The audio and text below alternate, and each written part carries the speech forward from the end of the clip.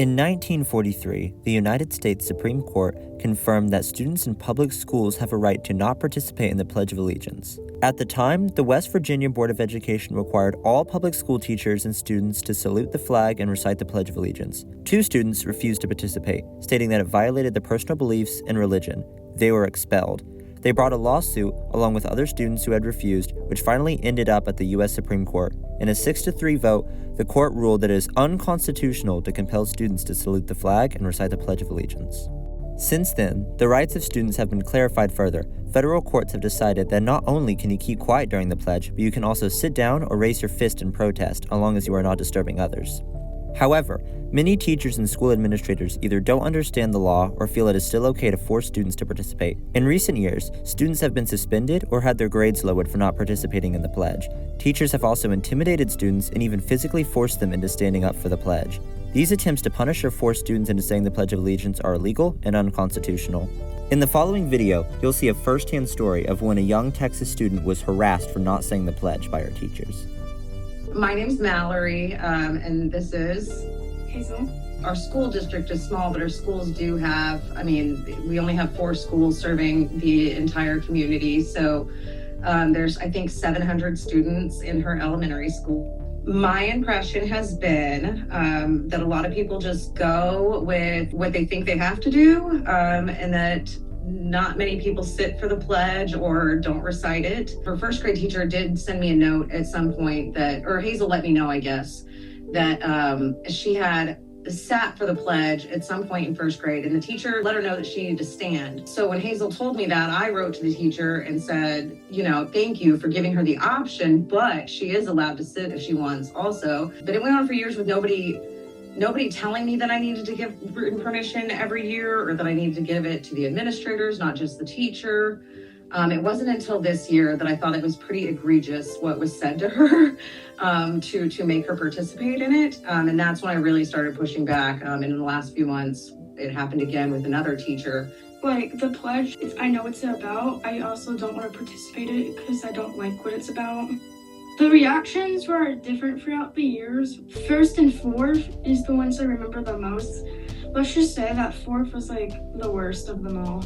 So in 4th grade, when I was standing, but when I wasn't putting my hand over my heart, my teacher, she said that people died for us. It made her sad, and she was threatening to give me a mark in my folder. Well, she came home a few times and told me, and at that point, I don't think I still knew that she really had to have my permission for it. And I kind of thought I'd already given permission, so I didn't think I needed to keep doing that. That one, it upset me a lot that she was told that people died for her to say the pledge.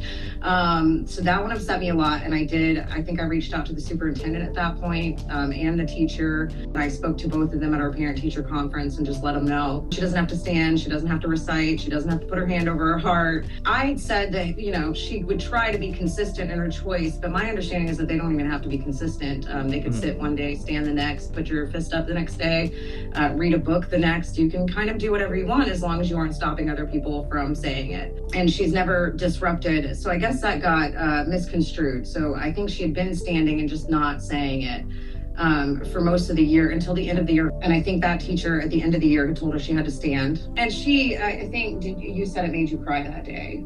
Yes, it did. Yeah, because it was very upsetting that she's been told for years that she has the right to sit or stand and you don't have to say anything. And so having a teacher tell her she had to stand, that she only had I think she told you only had my permission to stand. She brought up the parent-teacher conference. She said that me and your mom and my other teacher talked about this. And that was definitely misconstrued what we talked about, because I had made it clear she had my permission to do anything during the pledge. When she said that I had to stand up, I felt like I was lied to, because I've been told throughout the entire time I was in my school, first to fourth, that I didn't have to stand or put my hand over my heart, because I thought it was weird and it made absolutely no sense. That really set me off at that point, because at this point it's been years that I've been saying it to everyone. I have offered to put my permission on file at this point. I've put it in writing to several people, all the way to the superintendent, and I find it way more disruptive that y'all are addressing her her and telling her she has to do these things or she's going to get in trouble. I don't really know where marks in the folder go to. It's a threat that kids don't like. I don't know how much weight it has other than it is like a mark against their behavior, and it comes home to their parents and we have to sign it. Such a weird emphasis on their behavior during the pledge, and it's 30 seconds of the morning or something like that. It's the least important thing I need her to learn in school.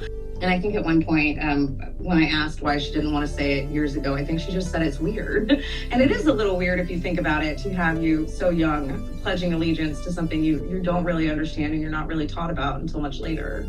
I mean, I definitely felt it was very unreasonable for the first teacher this year to tell her that it made her sad and that people died for her and she had to say the pledge for that reason, when that's just not true. And there are plenty of veterans that say they fought for your right to dissent also. Last year, when at the beginning of the year, when all this happened in fourth grade, and I had emailed the superintendent, I never really got a response back. So at the end of the year, when it happened again with the other teacher, he did respond and say that she needed to try to be consistent. And at that point, I responded and said, like, no, she doesn't have to be consistent in her choices. And she has my permission to do everything she is allowed to do. And here are the court cases to back it up. So all of it feels a little unreasonable to have so much focus on this when she's got great grades, great behavior, and she's not doing anything wrong. It was kind of frustrating to me that this is a school district that's going to teach her about her rights and the government and all of these things, but that they didn't know how to interpret her First Amendment rights as far as it goes with the pledge. And I think it's silly that my permission is required for this anyway. She should be able to exercise her rights without me. I'm sad that Texas has taken that step, that parents can stand in the way of their children's rights.